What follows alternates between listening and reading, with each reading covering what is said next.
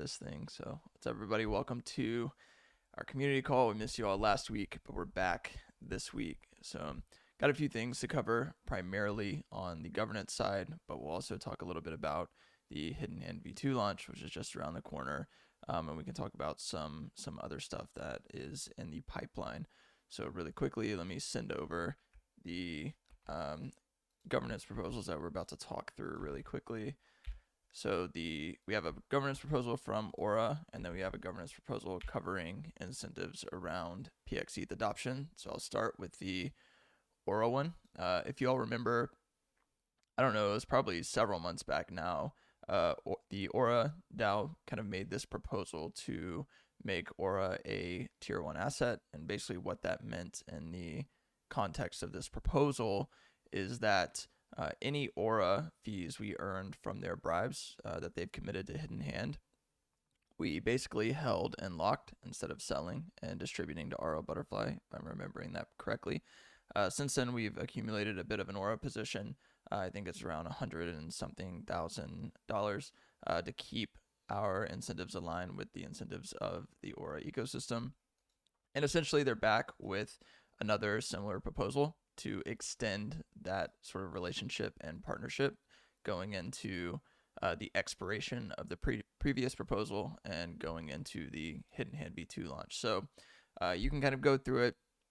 It's pretty similar to the last one. If I'm not mistaken, it's exactly the same as the last one, except this time, instead of establishing a revisit of 6 months, they want to extend it to 12 months or 52 weeks, I think is the way that they actually defined it within the proposal. So if anybody has thoughts about extending the Aura partnership as it has been for the past several months, please feel free to share those. If not, then just make sure to vote when we actually move it to Snapshot. So I don't know, Funky or Sammy, or if I missed anything in those proposals that you guys want to add. Yeah, I'll add so okay, basically part of the last proposal was that we locked the Aura that they put in. Is it better now? Can you hear me better? Part of the proposal is like they use Hidden Hand exclusively for the bribes that they're doing on exchange, that we lock it. And obviously near the end of the lockup period, whatever, they used Paladin for I think like 2 weeks or 4 weeks or something like that. But we have like verbal confirmation that they're moving back to Hidden Hand once we release V2, which we're going to touch on later today. So that wasn't like written in the proposal, but that's like context. And then the other bit is like, I guess like I'm open to whatever option people vote for, but it's nice to have that Aura sort of there that like we essentially didn't pay anything for. To help with, like our pools for PXETH and Dinero on Aura when the time comes around, right? This would, if it was as much Aura as they committed last time, which it seems like it is, since it's like their mission schedule is not linear, it's sort of static. It's just like how X amount of Aura per week. That should bring it to around like a $500,000 position, make us the biggest holder of Aura, make us the biggest DAO holder of Aura. Obviously there's the wrappers that have more and stuff, but those don't really count. So I don't know, I think it looks good. The main thing on my end when they were just talking to me about it was just making sure that they're not kind of get us to lock and then like bouncing between competitors or something. So yeah. Cool. And Bunky, I saw you unmute earlier. I don't know if you had anything you wanted to add to that. If not, no big deal. I was going to say that you covered it on the head, Colton. God, best in the biz, huh? F asked, how important is having Aura for Dinero, or is it at all? Sammy, you kind of touched on that a second ago, so if you want to expand on it more. Yeah, I think I think our Aura will be as crucial to us. Okay, it won't be as crucial to us as the Convex, but Aura has plans eventually to expand beyond Balancer and integrate other dexes and stuff, and that just lets us like play with even more sort of like liquidity venues per se, right? Like, it was one of the reasons we integrated them originally. It's one of the reasons that like we all voted yes to like locking it the first time. So I won't say it's like the most important asset to hold in the treasury, but I won't say it's like our least important asset either, right? Like I think it's definitely something we can leverage and get a lot out of by not selling. Yeah, and it's a good, and Funky made a good point in the text chat about, you know, keeping Aura happy from a hidden hand perspective, and I think that's the big theme of this proposal is like, you know, Aura has been a really positive sum partner for our ecosystem, and I think it goes a long way for us to show good faith and be positive sum for their ecosystem, right?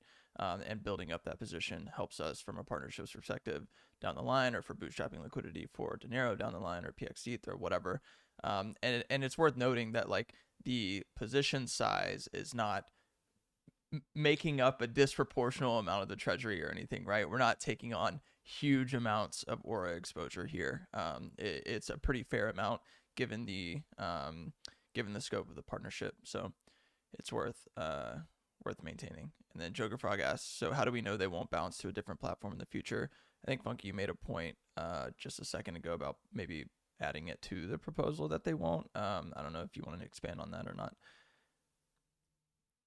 I can also go a bit into it. I mean, with the V2, we kind of cover all the features that are necessary to keep things efficient.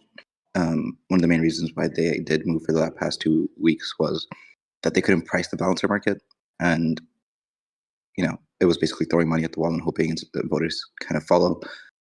So they were kind of just overpaying, and by getting these features up that we needed for V2, there is now no better controls for these DAOs, and no reason, like there is no better place to put incentives than hidden hand, or like have more features. So yeah, strong BD and strong feature set should keep our partners forever in hidden hand. Sweet.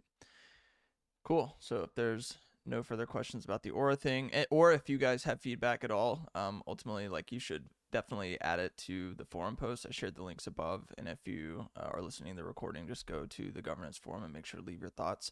We also have the forum discussions available within the Discord as well. So up to you what venue you want to use to actually give your feedback and stuff, but just make sure to give it if you have any. I'm sure the Oro team will be more than willing to answer any questions that you all have about the proposal. Cool. Moving to the next proposal. So this is one regarding the use of treasury impulse emissions to support the growth of PXETH. Funky, I feel like you are the most qualified to probably talk about this one. So if you want to give the spiel, feel free. Sure. So I mean, there's a bit of alpha dropped in this proposal, which kind of sets out the model or the token structure which PXETH will use, and some of you out there might kind of recognize this approach. But basically, what it is there's two tokens. You deposit your PXETH. Sorry, you deposit your ETH, you get PXETH, and then if you want to kind of get some of the staking yield, some of the MEV revenue, some of the block production revenue, etc., you would stake your PXETH, and then you'd have PXETH which is staked and PXETH which is not staked. And because only the PXETH which is staked will receive the rewards, the PXETH which is staked will benefit from the yield that would have been earned by the PXETH which is not staked. So you have this kind of leveraged effect, which allows the PXETH which is staked to kind of earn yields which could be higher than from LSDs, which don't have this kind of double token structure. And with this structure, the aim is really to kind of have competitive yield for both the staked PXETH, but also for the unstaked PXETH. So in order to do so, there's kind of a big push to incentivize yield on the non-staked PXETH, and the way that this will probably be done is by having PXETH, ETH liquidity pools on Curve, on Balancer, etc., and incentivizing it with Redacted's voting power, and also probably using BTRFLY as well. So basically, if we want to make attractive yields, grab TVL, and generate fees, they'll require some kind of lift from the treasury and butterfly side. The kind of TLDR is there'll be some expenses in order to bootstrap and grow PXETH, but the way that will be done will be in a way which looks at the long-term success of PXETH and the benefit that PXETH will bring in terms of fees, etc., to the DAO. Dope. Yeah, and this proposal basically just gets DAO approval for the access to these assets to bootstrap and grow PXETH. Dope. So, yeah. Anyways, for anybody interested in getting the full details, go check that out on the forum, and of course, leave your feedback. And Joker Frog asks, 3 pulls needed for the Chainlink Oracle. As far as we know, yeah, that is the case. They have a number of liquidity venues requirement, and I think they have a total volume requirement, if I'm not mistaken, and potentially total liquidity. I don't know, but they have a few requirements that we have to hit, and of course, making sure that we leverage our own, governance power throughout, or our own governance power within the treasury, and making sure that we use emissions to bootstrap liquidity and volume across those venues is going to be really important. And having a Chainlink Oracle in the current environment is extremely important for bootstrapping partnerships and integrations and things like that. You kind of need it for certain like lending protocols, for example. So Chainlink Oracle is extremely important. Yeah, it'll be also, as one of those lending venues will be Dinero vaults. That'll be really important for Dinero as well. But the really good news is that given the double token approach and the benefit of having really big liquidity pools, which provide liquidity, but also help leverage the yield for the staked PXETH, we should be in a good position to benefit from having big liquidity pools from a Chainlink perspective, but also from a yield perspective. Yeah, and not super worried about volume. We do have ways, where it's not just one-way walk, so arbitrage should come into place to, keep our peg strong. There is a release valve, so at this point withdrawals are like a couple hours to a day. So I would like a model show that peg will not be super hard to keep intact, and that should also drive volume through our pools as people trade in and out.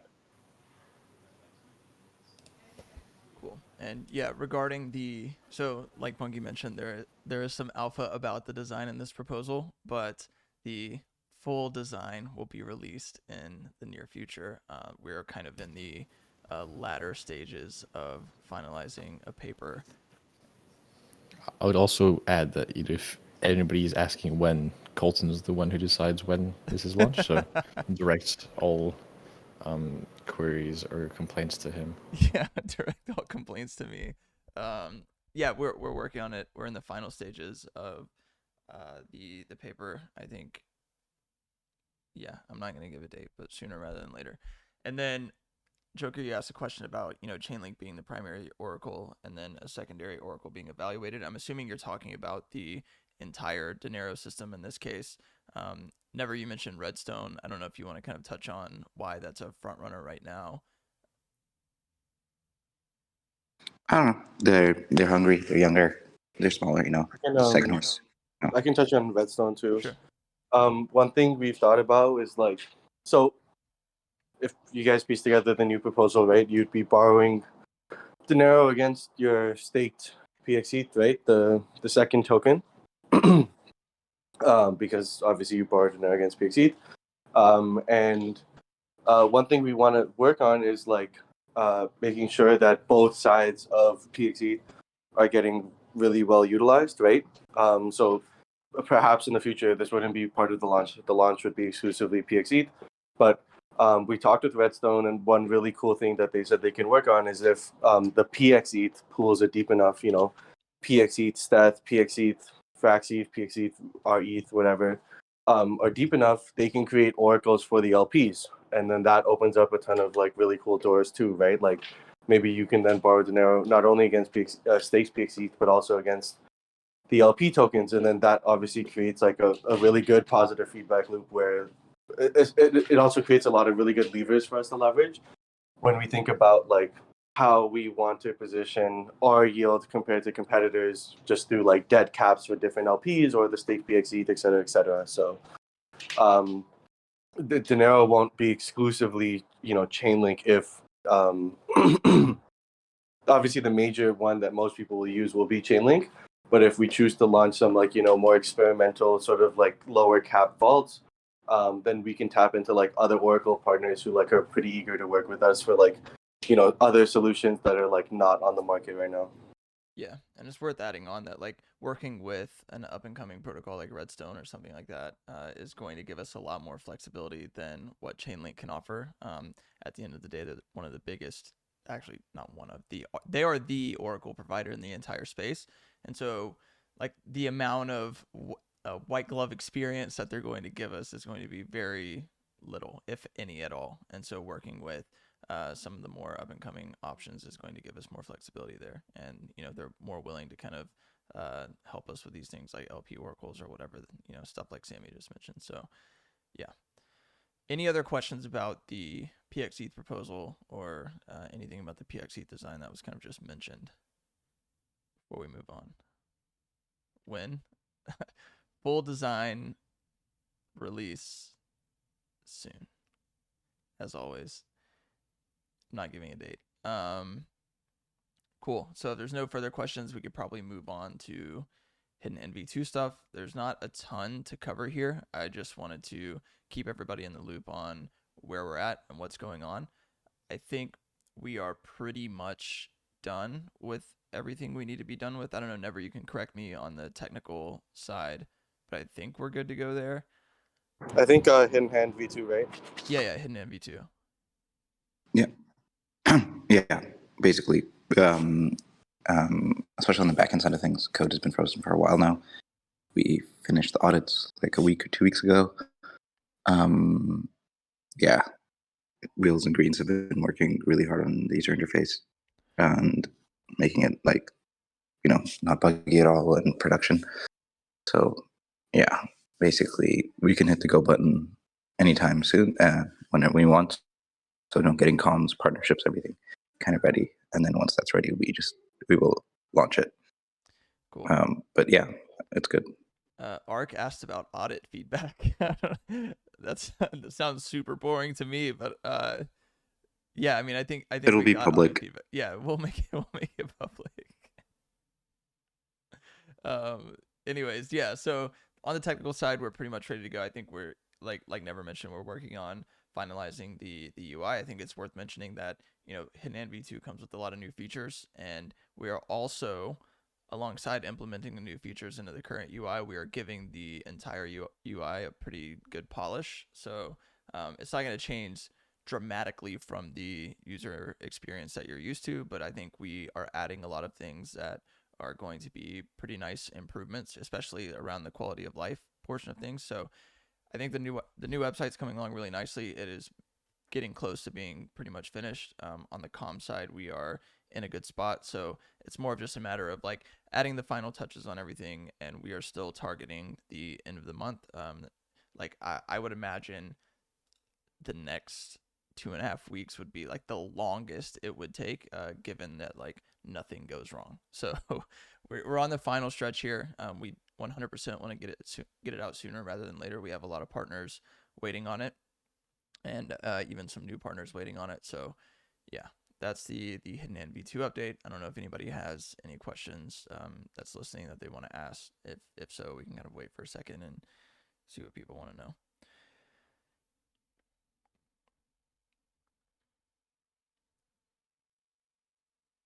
Yeah, audit's coming soon. Has the May 2023 DAO report been completed and posted on Commonwealth? I don't know. Maybe we can look.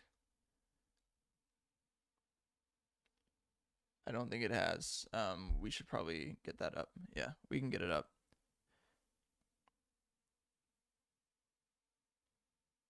Yeah, Funky, you said soon. Are you referring to the DAO report? Yeah, Yeah, exactly.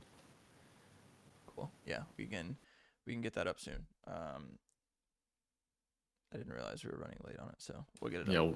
we'll get up today. Cool. Any other questions? If not, we can keep it short. People can get their Friday back. We just wanted to give a big update on the governance stuff that we've been working on. I think the next month or two are going to be really busy with releasing stuff. So cool. I don't think we have a ton of questions. So I wonder if hold on, did Terrence leave? Did he sneak out of here? No, he's in the crowd. Should we bring him up to tell the joke to end the call? Yeah. All right. Come on, Terrence. Get up here. There he is. All right. It's your time to shine, bro. It's the end of the call. Make it happen. All right. Why does every crypto person want a Lambo? Why? Because they know Ferrari is owned by Fiat. All right. Yeah, all right. On that one, we will we will This is not good token price. This is not good. All right. Cool. Well, we appreciate everybody hopping on and coming to hang out. Terrence, 2 calls in a row, gave the joke, so I'll give him props for that. This one was far worse than the last one, but not the worst we've ever seen, which is a point for you again, Terrence. So you didn't lose anything. It's only right? down. It could go down from here, but we've heard worse jokes. So yeah, not too bad. Loso said it's pretty bad, but yeah, it could be pretty bad, but it's not the worst, which is a good spot to be in. At least you're not in like last place. You want to be kind of middle of the pack. But anyways, I appreciate everybody coming to hang out. Short call again this week, but the shorter the better. People can go off and enjoy their Fridays. So thanks everybody for coming to hang out, and we'll see you all not next week, but the week after. So peace out. Peace. Peace, everyone.